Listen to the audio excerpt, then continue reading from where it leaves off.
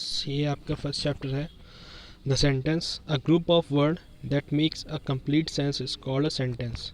ठीक है, इसमें लिखा हुआ है कि एक ग्रुप ऑफ वर्ड की बात होती है जो हमें कंप्लीट सेंस देता है, उसे हम सेंटेंस बोलते हैं। जैसे मान लो कि एक सेंटेंस है कोई भी,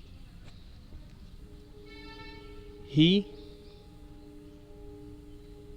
गोज, ठीक है, ही गोज टू स्कूल। ठीक है, ये एक सेंटेंस है। यहाँ पे किसके बारे में बात हो रही है? ही के बारे में। ठीक है, ही कहाँ गया है? स्कूल गया है। तो ये आपको पूरा कंप्लीट सेंस बता रहा है। एक्शन क्या है इसमें? जो वर्ब यूज़ हुआ है वो क्या है? वो है आपका गोज। ठीक है, प्रीपोजिशन टू। ही क्या है आपका? प्रोनाउन। और स्कूल क्या है? नाउन। ठीक है, तो इसमें देख सकते हो सारे पार्ट्स ऑफ स्पीच का यूज़ हुआ है और ये कंप्लीट सेंस भी हमको दे रहा है। ही गोज़ टू स्कूल मतलब वो लड़का कहाँ जा रहा है? स्कूल जा रहा है। ठीक है, किसी के बारे में बात हो रही है। देन हम और एक सेंटेंस देखते हैं इसमें जो बुक में लिखा हुआ है। Read the following groups of word. Environment your keep clean. ठीक है, ticket to Mumbai for two book in the Rajdhani express. These group do not make a complete sense, hence these are not sentence. अब देखो इसमें, देखो आप जो first two sentence लिखा हुआ है इन्वायरमेंट योर कीप क्लीन, ये आपको कोई कंप्लीट सेंस नहीं दे रहा है कि ये सेंटेंस बोलना क्या चाह रहा है। Ticket to Mumbai for two book in the Rajdhani express, ये भी कुछ क्लियर नहीं है कि ये सेंटेंस बोलना क्या चाह रहा है।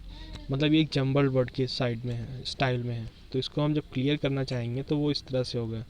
अगर हम इसको सिंपल तरीके से लिखना चाहें तो let us rewrite them as keep your environment clean, book ticket to Mumbai for two in the Rajdhani express. अब आपको ये कंप्लीट सेंस दे रहा है, कंप्लीट मीनिंग दे रहा है कि वो सेंटेंस बोलना क्या चाह रहा है। Now they make complete sense, here are sentence. Note, a sentence begin with a capital letter. जब भी हम एक सेंटेंस को स्टार्ट करते हैं वो एक कैपिटल लेटर से ही स्टार्ट होता है। जैसे देख सकते हो इसमें कीप और बुक दो सेंटेंस है। कीप का के वो कैपिटल लेटर है और बुक का बी वो कैपिटल लेटर है। The words in a sentence must be arrange in a proper order. जो वर्ड होते हैं सेंटेंस के वो अरेंज होने चाहिए प्रॉपर ऑर्डर में। जैसे अभी देख सकते हो इन दोनों में कैसे मिसअंडरस्टूड हुआ था मीनिंग का। जैसे ऊपर लिखा है इन्वायरमेंट योर कीप क्लीन, उसका रीराइट जब हमने किया तब वो एक परफेक्ट सेंस दिया। ठीक है, कीप योर इन्वायरमेंट क्लीन। जैसे यहाँ पे थर्ड नोट है, every sentence and with a full stop, a question mark और एन एक्सक्लेमेशन मार्क। ठीक है, जो सेंटेंस होता है, जो परफेक्ट सेंटेंस होता है वो हमेशा क्वेश्चन मार्क, फुल स्टॉप और एक्सक्लेमेशन मार्क के थ्रू ही एंड हो सकता है। ठीक है, एक्सक्लेमेशन मार्क हम जॉय को, सॉरो को बताने के लिए यूज़ कर सकते हैं। ठीक है, सडन फीलिंग को बताने के लिए हम यूज़ कर सकते हैं। वो बाकी आप आगे पढ़ोगे जब पंक्चुएशन मार्क में पढ़ोगे। ठीक है, देन आता है फ्रेज़। सेंटेंस का ही पार्ट होता है फ्रेज़, और एक और नीचे लिखा हुआ है, इन दोनों के बारे में आपको पढ़ना है। एक फ्रेज़ है और दूसरा है क्लॉज। ठीक है, तो इनके बारे में हम जानते हैं फ्रेज़ क्या होता है, क्लॉज क्या होता है। Some time a group of word make sense but not complete sense, such group of words are called phrases. कभी कभी हम देखते हैं कि कुछ ग्रुप ऑफ वर्ड्स होते हैं जो कंप्लीट सेंस नहीं बताते या बनाते हैं। ठीक है, उस ग्रुप ऑफ वर्ड्स को हम बोलते हैं फ्रेज़। जैसे यहाँ पे एग्जांपल दिया हुआ in the office. In the office ये लिखा हुआ है but you don't know who is in the office. ठीक है, या what is in the office, still यहाँ पे आपको कंप्लीट सेंस नहीं मिल रहा है। थ्रू द टाउन, यहाँ पे भी आपको कंप्लीट सेंस नहीं मिल रहा है। Who went through the town, what went through the town. ठीक है, लास्ट है एट 9:30। ठीक है, note, we can change phrase into sentence by adding other word to them, but one of the words that we add must be a verb. A sentence has a verb in it, a phrase does not. phrase के अंदर आप देख सकते हो इसमें verb नहीं होता है। ठीक है, in the office, in आपका क्या है? प्रीपोजिशन है, the आपका आर्टिकल है, ऑफिस आपका एक नाउन है। ठीक है, थ्रू द टाउन, थ्रू भी आपका प्रीपोजिशन है, द आपका आर्टिकल है और टाउन वो भी नाउन है। ठीक है, एट आपका प्रीपोजिशन है, हाफ डिनोट कर रहा है पास्ट टाइम को, ठीक है, वो एडजेक्टिव है, ठीक है। तो इस तरह से आप देख सकते हो। अब इसको जब कंप्लीट सेंस बनाना है, I shall wait for you at the bus stop.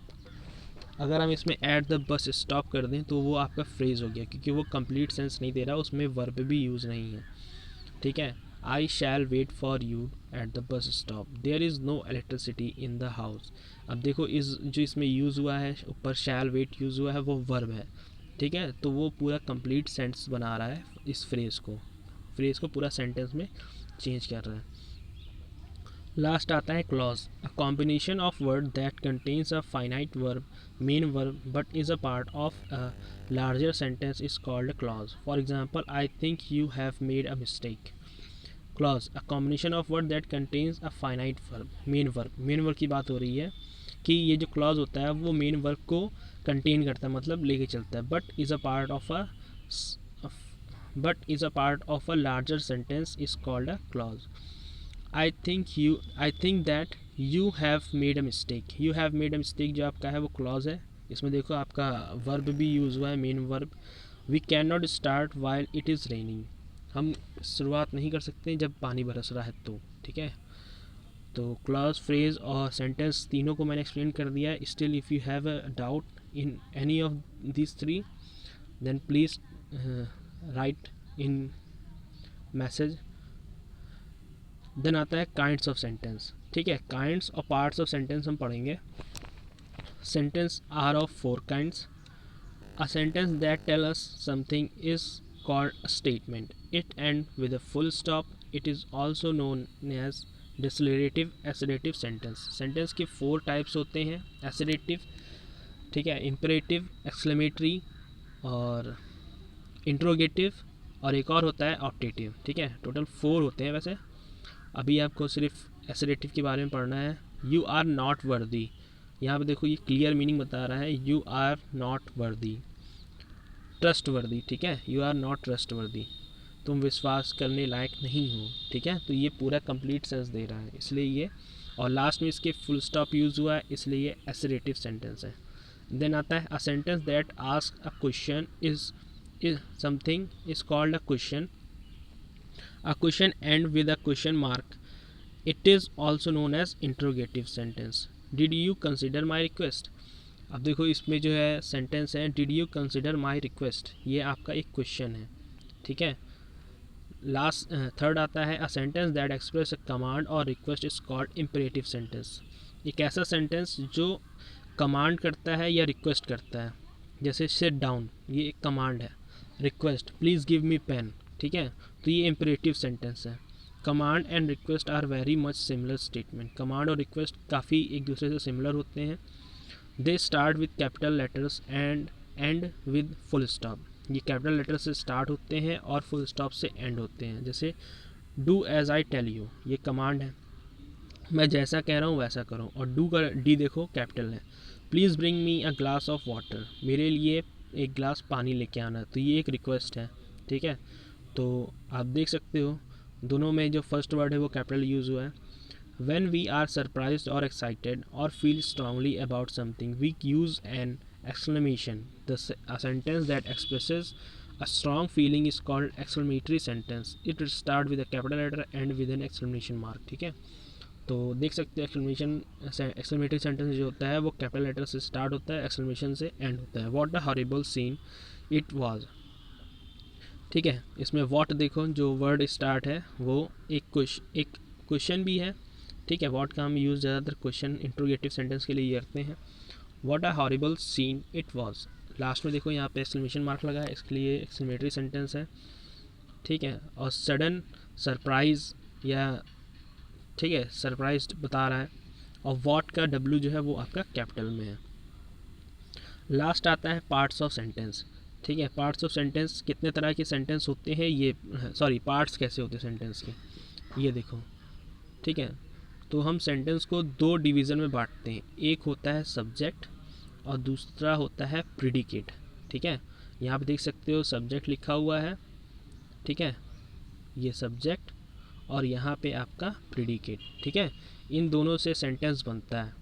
Subject के अंदर आपका आता है नाउन, प्रोनाउन, ठीक है, मतलब जिससे आप सब्जेक्ट यूज़ करते हो। नाउन और प्रोनाउन के आगे आप एडजेक्टिव का यूज़ कर सकते हो, एडवर्ब का यूज़ करते हो, आर्टिकल का यूज़ करते हो।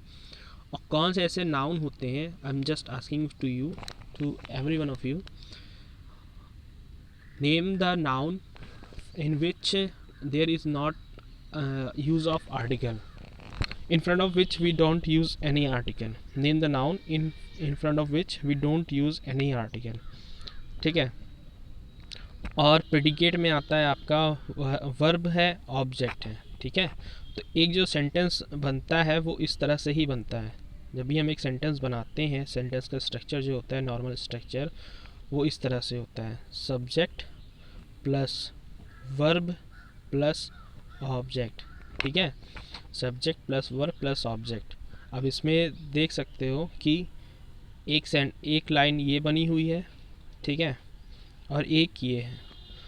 तो जो रेड से है वो आपका क्या है, सब्जेक्ट है, और जो हिस्से है स्काई ब्लू से है वो आपका प्रेडिकेट है। मतलब वर्ब और ऑब्जेक्ट आता है प्रेडिकेट में और सब्जेक्ट आता है आपका सब्जेक्ट में, ठीक है। तो एक सेंटेंस हम लोग देखते हैं, subject is a word about which is something is said, predicate is that part of the sentence which say something about the subject। जैसे यहाँ पे देखो, राणा प्रताप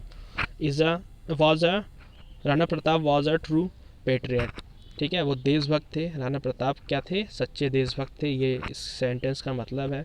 अगर हम राणा प्रताप को रफ कर दें या थोड़ी देर के लिए इनविजिबल कर दें तो क्या आपको इस सेंटेंस का परफेक्ट मीनिंग पता चलेगा। जैसे मान लो हमने राणा प्रताप को हमने हाइड कर दिया, वॉज अ ट्रू पेट्रियट, ठीक है, तो इसमें आपको कोई मतलब नहीं चल रहा है कि हम यहाँ किसके बारे में बात कर रहे हैं, ठीक है। तो वॉज अ ट्रू पेट्रियट जो है वो आपका प्रेडिकेट है, और जब तक प्रेडिकेट के साथ सब्जेक्ट यूज़ नहीं होता है तब तक इसका कोई मीनिंग नहीं होता है। जैसे जब हम राणा प्रताप को ले आते हैं तो ये पूरा कंप्लीट सेंस बन जाता है, Rana Pratap was a true patriot, ठीक है। तो इसमें सब्जेक्ट है, और सब्जेक्ट के बिना एक सेंटेंस कंप्लीट नहीं होता है। चाहे सब्जेक्ट हाइड भी हो सकता है, इनविजिबल हो सकता है। इनविजिबल सब्जेक्ट मतलब जैसे एक सेंटेंस हो गया, मान लो कि लिखा हुआ है शट द डोर, ठीक है, ये एक सेंटेंस है। अब इसमें आपको मतलब एजम्पशन करना है, या ये चीज़ आपको मतलब क्लियर होनी चाहिए कि शट द डोर, अगर टीचर क्लास में है और वो अपने स्टूडेंट से बोल रहा है शट द डोर, तो मतलब वो किसी से बोल रहा है, किसी को बोल रहा है, ठीक है। तो उसमें जो वर्ड है स्टूडेंट या वर्ड है यू, वो आपका अंडरस्टूड है, मतलब वो समझ में आ रहा है कि वो किसी न किसी को बोल रहा है, ठीक है। तो इसमें जो आपका सब्जेक्ट है वो अंडरस्टूड है, वो इनविजिबल है, ठीक है। तो हमने इतना पढ़ा, ठीक है। आप लोग हमको एक्सेलरेटिव, एक्सक्लेमेटरी, इम्परेटिव और इंट्रोगेटिव, इन तीनों सेंटेंस की डेफिनेशंस बताइए, और नाउन, प्रोनाउन, वर्ब की डेफिनेशन बताइए, ठीक है। अभी सेंटेंस को यहाँ ओवर करते हैं और इसके जो एक्सरसाइज है वो अभी नेक्स्ट वीडियो में करेंगे।